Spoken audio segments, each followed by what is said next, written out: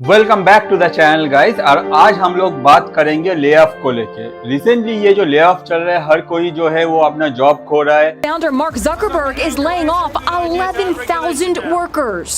Of Indian professionals working in the United States who lost their jobs as a result of The start to the new year for tens of thousands of workers across the country.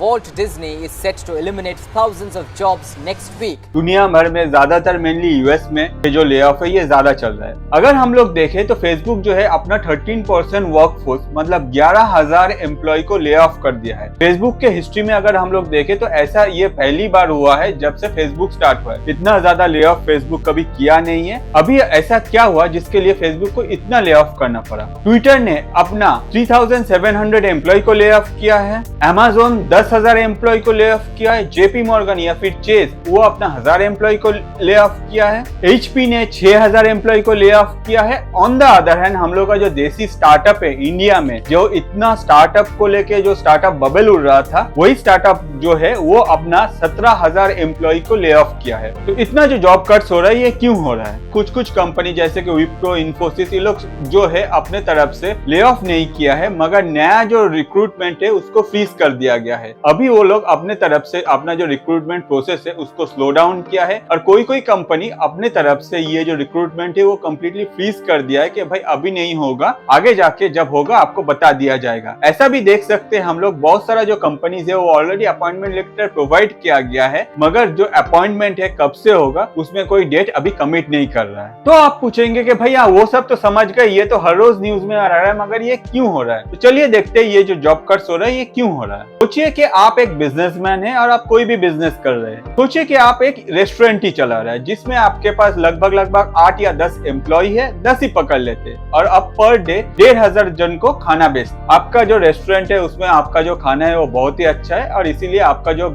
Income है वो इससे आता है। तो आप क्या करेंगे? आप पहले ध्यान देंगे कि अगर मुझे बिजनेस को अच्छी तरह से रन करना है तो मेरा जो रेट है वो अच्छा रहना चाहिए। बाजार में नॉर्मली जो रेट है उस हिसाब से अगर मैं रेट थोड़ा सा कम रखूंगा तो मेरा जो सेल है वो बढ़ेगा। क्वालिटी जो है फूड का वो अच्छी तरह से मेंटेन करना पड़ेगा, या फिर मेरा जो शेफ है वो बहुत अच्छी तरह से अगर ये खाना पकाता है, उसका जो टेस्ट है वो ज्यादा होगा, तो हर कोई आएगा मेरे दुकान में खाना खरीदने के लिए। और यही सेम ट्रेंड आप हमेशा फॉलो करते जा रहे हैं, और इसीलिए आपका जो सेल है वो धीरे धीरे बढ़ रहा है। आप पहले देखते थे कि भाई आप जो जितना भी खाना दिन में बना रहे, एंड ऑफ द डे आपका कुछ खाना बच जाता था, मतलब आपका जो टोटल खाना है वो सेल नहीं होता था। फिर दूसरा दिन आप देखते थे भाई कल का कुछ खाना हम लोगों के पास पड़ा हुआ है। चाइनीज रेस्टोरेंट में नॉर्मली क्या होता है, ये जो खाना बचा रहता है ये दूसरा दिन यूज हो जाता है, मगर दूसरा रेस्टोरेंट में ये कॉन्सेप्ट नहीं चलता है। तो इस हिसाब से आप देखेंगे कि at the end of the day शायद आपका कुछ लॉस हो गया, कुछ अगर आप प्रॉफिट के हिसाब से कैलकुलेशन करें तो आपका जो रेस्टोरेंट है वो प्रॉफिट में चल रहा है। आप अपना क्वालिटी विथ क्वांटिटी मेंटेन करते गए, फूड का जो टेस्ट है वो बहुत ही अच्छा रखे, और स्पेशलिस्ट को रख के एज ए शेफ कि आपका जो खाना है उसका टेस्ट बहुत अच्छा हो। उस हिसाब से अगर देखा जाए आपका रेट भी सही है, और आपका जो मार्केट में नाम है वो धीरे धीरे बढ़ता गया। आप देखें कि आप जितना भी खाना दिन में बना रहे वो खाना जो है आपका पूरा बिकने लग गया है। एंड ऑफ द डे आपके पास ऐसा कुछ कस्टमर आता है कि भैया खाना दीजिए, आप बोले भैया सॉरी भैया आज तो पूरा खत्म हो गया, अब दूसरा अगर कोई खाना है तो ये ले सकते हैं, या फिर आपको अच्छा नहीं लगता है कि कस्टमर को ना बोलने में। सही बात है, आप बहुत अच्छा ओनर है उस हिसाब से देखा जाए। और दूसरा बात है कि आपका जो बिजनेस है ये तरक्की कर रहा है, क्योंकि आप जितना भी खाना बना रहे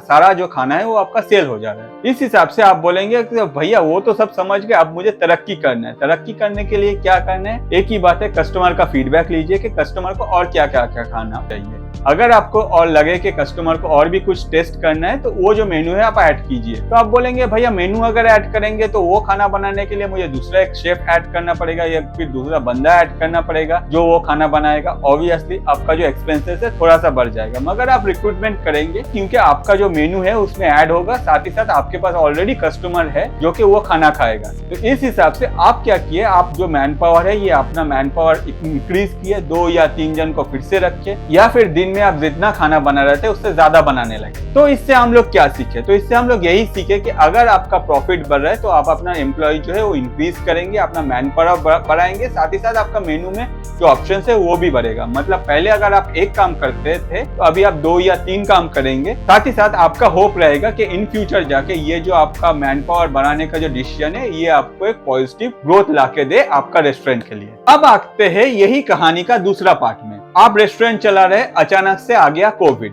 जब कोई बाहर नहीं निकल रहा है, या फिर कोई खाना बाहर से खरीद नहीं रहा है, या फिर आपके पास इतना ऑर्डर नहीं आ रहा है, या फिर आपका किचन को चलाने के लिए जो एसेंशियल फूड है या फिर जो गैस सप्लाई, ये फिर कुछ भी आपका अगर मिलना बंद हो जाता है। अगर कोविड आता है तो आपका जो सेल है वो कम्प्लीटली बंद हो जाएगा। आप तब क्या करेंगे? आप अपने एम्प्लॉय को बोलेंगे कि भैया अभी तो कोविड आ गया है, देख कुछ भी सेल नहीं हो रहा है, तो आप जो है ये जॉब कट्स करेंगे। हर किसी को बोल लेंगे कि भैया सही बात है, हम लोग एक साथ बहुत दिन काम किए, मगर अभी हम लोग उस सिचुएशन में नहीं है कि मैं तुमको तुम्हारा जो सैलरी है वो अफोर्ड कर पाऊँ। आगे जाके अगर ये कोविड जब खत्म होगा उसके बाद आप फिर से आ जाओ, हम लोग फिर से एक साथ काम करेंगे। तो इस हिसाब से अगर देखा जाए तो आपको जाके करना पड़ेगा मैन पावर का कट, क्योंकि उन लोगों का जो सैलरी है वो आपके लिए बहुत ज्यादा रहेगा और वही सैलरी आप अफोर्ड नहीं कर पाएंगे। तो हम लोग इस स्टोरी से क्या सीखे? हम लोग इस स्टोरी से यही सीखे कि जब बिजनेस ग्रो करता है तब हम लोग अपना मैन पावर इंक्रीज करता है, इसी होप पे कि आगे जाके हम लोग 2-3 स्ट्रीम और ऐड कर पाएंगे और हम लोग का प्रॉफिट और बढ़ेगा। और जब भी इसका ऑपोजिट सिचुएशन आता है तब हम लोग जो मैन पावर है वो डिक्रीज करते हैं, यही सोच के कि भाई ये जो मैन पावर का जो कॉस्टिंग है, ये कॉस्टिंग हम लोग अभी अफोर्ड नहीं कर पा रहे, इसलिए मैन पावर को डिक्रीज करना है। अब हम लोग आ जाते हैं हम लोग का प्रेजेंट सिचुएशन में। प्रेजेंट सिचुएशन में हम लोग क्या देख रहे हैं? हम लोग देख रहे हैं कि भाई हर कंपनी जो है वो अपना जो मैन पावर है वो कट कर रहा है। क्यों कट कर रहा है? तो ये समझने के लिए हम लोग थोड़ा सा पीछे जाते हैं। तो जब कोविड चल रहा था, eight that point of time IT industry या फिर टेक्नोलॉजी रिलेटेड इंडस्ट्री को छोड़ के बाकी जितना भी इंडस्ट्री था सब ठप पड़ा था।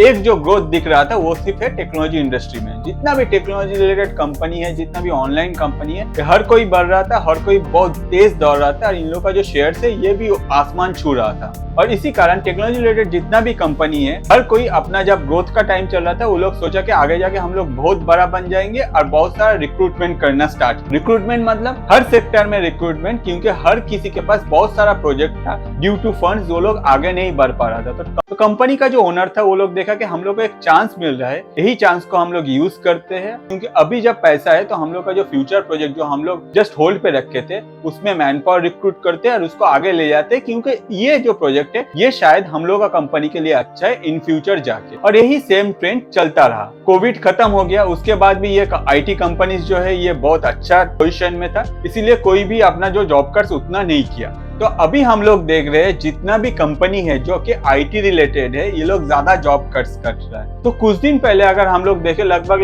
1-1.5 साल पहले रशिया और यूक्रेन का वॉर स्टार्ट हुआ और यूएस जो है वो यूक्रेन को सपोर्ट करने के लिए रशिया का अगेंस्ट में जाके खड़ा हुआ। हम लोग अगर वर्ल्ड हिस्ट्री चेक करें तो हमेशा हम लोग देखते हैं कि यूएस और रशिया का कभी फटता नहीं, दोनों ही सोचता है कि हम लोग सुपर पावर है। यही रीजन है जिसके लिए यूएस जो है यूक्रेन को सपोर्ट किया कि हाँ भाई तुम लड़ो, मैं तुम्हारे साथ। इस हिसाब से अगर देखा जाए तो यूएस के कहने पर और यूरोपियन यूनियन का साथ मिलने पर दोनों मिलकर रशिया के ऊपर बहुत सारा सैंक्शंस डाला। सबका एक ही मोटो था, रशिया का जो इकोनॉमी है वो खत्म करना है, कि रशिया जाके आगे खत्म हो जाए और सुपर पावर एक यूएस ही बना रहा है। तो रशिया भी ये छोड़ने वाला नहीं। ये जितना भी यूरोपियन कंट्री है जिन लोगों का जो गैस है, जो क्रूड ऑयल है वो सप्लाई करता था रशिया ने अपने तरफ से इसको बंद कर दिया कि तुम अगर मेरे ऊपर सैंक्शंस डालते हो तो हम लोग तुमको क्रूड ऑयल सप्लाई नहीं करेंगे। अगर तुम हमारे ऊपर सैंक्शंस डालते हो तो मैं भी तुम्हारा कोई हेल्प नहीं करूंगा।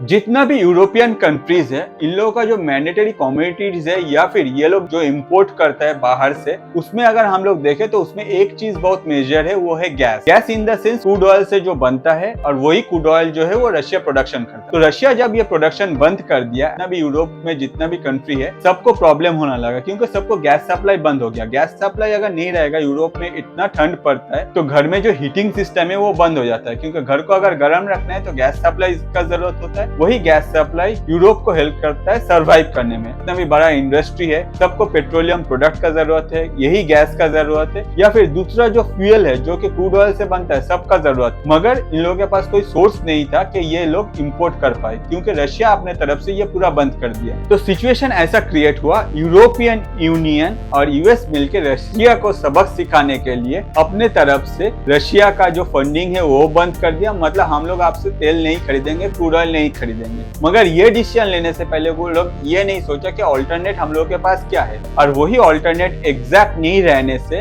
यूरोप को आगे जाके देखना पड़ा प्रॉब्लम। यूरोप में जितना भी घर है सबको जो मैंडेटरी चीज था वो है गैस चाहिए था। On the other hand industry को रन करने के लिए गैस चाहिए था। कोई भी बिजनेस, अगर आप एक रेस्टोरेंट का ही एग्जांपल लेते हैं, उसको भी रन करने के लिए आपको गैस चाहिए था। तो जितना सारा इंडस्ट्री है सब कोई इफेक्टेड होता जा रहा था और सबका जो सेल्स है वो धीरे धीरे डिप करने लगा। तो पूरा जो यूरोप है इंक्लूडिंग यूएस का कुछ पार्ट ये डिसीजन को लेके अफेक्टेड आज भी है। वो लोग क्या कर रहे हैं, वो लोग अपने पास से ऑल्टरनेट ढूंढ रहे हैं या फिर अपना जो खर्चा है वो कम करने का कोशिश कर रहे हैं। बहुत सारा रूल्स और रेगुलेशन है कि आप स्विमिंग पूल का जो पानी है वो आप हीट नहीं कर सकते हो, आपको रात में जो है आपका अगर दुकान में लाइट जल रहा है तो वो लीगल नहीं होगा। तो ऐसा बहुत कुछ किया गया है कि जो गैस का जो एक्सपेंसेस है उसको घटाने के लिए। इसके अलावा भी अगर देखा जाए तो यूरोप जो है वो कम्प्लीटली एक सस्टेनेबल कंडीशन में नहीं है कि स्मूथली रन कर पाए, और इसी का जो इफेक्ट है वो आ गया बिजनेस पे। बहुत सारा जो बिजनेस है वो जाके ठप होने लगा। साथ ही साथ इंसान के पास अगर पैसा नहीं रहेगा तो ऑब्वियसली उन लोगों का जो एम्प्लॉयमेंट है वो कट करना पड़ेगा, और वही कट होना स्टार्ट हुआ। आगे जाके जितना भी कंपनी था जिसको गवर्नमेंट लोन दे के रखा था, तो वो लोन का जो लिमिट है वो भी घटाने लगा। गवर्नमेंट के पास भी पैसा धीरे धीरे घटने लगा। गवर्नमेंट अपने तरफ से बोल दिया कंपनी को, जो भाई पुराना जो लोन है वो पहले चुकता करो, नया लोन अभी हम लोग इशू नहीं कर पा रहे। बहुत सारा IT कंपनीज था जो कि अपना जो फ्यूचर प्रोजेक्ट है उसमें लोन के ऊपर डिपेंडेंट था, मगर वही कंपनीज जो है जब गवर्नमेंट के पास गया लोन के लिए या फिर बैंक के पास गया, at that point of time they are not able to provide that, जिसके लिए उसको अपना प्रोजेक्ट ड्रॉप करना पड़ा, जिसमें वो लोग ऑलरेडी बहुत सारा मेहनत किया था या फिर प्रोजेक्ट बहुत आगे लेके गया था, मगर वहां ड्रॉप करना पड़ा। और उसी लिए ये जो जॉब कट से ये धीरे धीरे बढ़ने लगा। IT कंपनीज जब भी प्रॉफिट करते हैं तो अपने तरफ से वो लोग डिफरेंट विंग्स ट्राई करते हैं। जैसे कि अगर हम लोग FB देख ले, मतलब फेसबुक देख ले, तो उसका जो मेन कंपनी है मेटा, वो मेटावर्स पे अपना जो है बहुत ज्यादा अमाउंट इन्वेस्ट कर चुका है। फेसबुक का जो वैल्यूएशन है वो ऑलरेडी घट गया, मगर जुकरबर्ग का कहना है कि ये जाके आगे रेवोल्यूशन लाएगा और इसी पे वो लगा है। तो इस हिसाब से बहुत सारा IT कंपनीज बहुत ज्यादा अमाउंट एक्सपेरिमेंटल पार्ट में खर्चा करता है। तो प्राइवेट कंपनीज हमेशा अपनी तरफ से कोशिश करता है कि जब पैसा रहे तब वो लोग कुछ एक्सपेरिमेंट करे, जिसका इफेक्ट आगे जाके कंपनी पे आए और कंपनी नया विंग स्टार्ट कर पाए। तो जब ऐसा सिचुएशन क्रिएट हुआ तो जितना भी इन्वेस्टर था सब ने अपना हाथ खींच लिया, बैंक अपने तरफ से नया लोन प्रोवाइड करना बंद कर दिया। कंपनीज जो है अपना जो एक्सपेरिमेंटल प्रोजेक्ट था वो सब बंद हो गया। बहुत सारा एग्जिस्टिंग प्रोजेक्ट जिसमें ऑलरेडी मैन पावर चल रहा था उसमें भी कंपनी अपना जो खर्चा कमाने के लिए मैन पावर कट करने लगा, और इसीलिए क्रिएट हुआ इतना बड़ा जॉब कट्स। आगे जाके ऐसा ही अगर सिचुएशन रहा तो एक्सपेक्टेशन है कि 7 लाख जॉब कट्स हो सकता है। साथ ही साथ दुनिया में शायद रिसेशन आ जाए अगर इसमें कुछ स्ट्रिक्टली स्टेप ना लिया जाता है। तो कोई भी एक कंट्री अगर ऐसा कुछ सफर करता है तो उसका इफेक्ट जो है वो दूसरे पे भी आ जाता है। यूएस का जो इकोनॉमी है वो दुनिया भर से कनेक्टेड है, क्योंकि आज के डेट में भी डॉलर जो है ये मतलब यूनाइटेड स्टेट्स डॉलर वो दुनिया में ट्रेड करने के लिए नंबर 1 करेंसी है, और वही करेंसी के ऊपर अगर कुछ इफेक्ट आता है या फिर यूएस में अगर कुछ इफेक्ट आता है वो दुनिया भर में स्प्रेड होगा। तो शायद जाके आगे इंडिया में भी इसका इफेक्ट हम लोग को देखने मिले।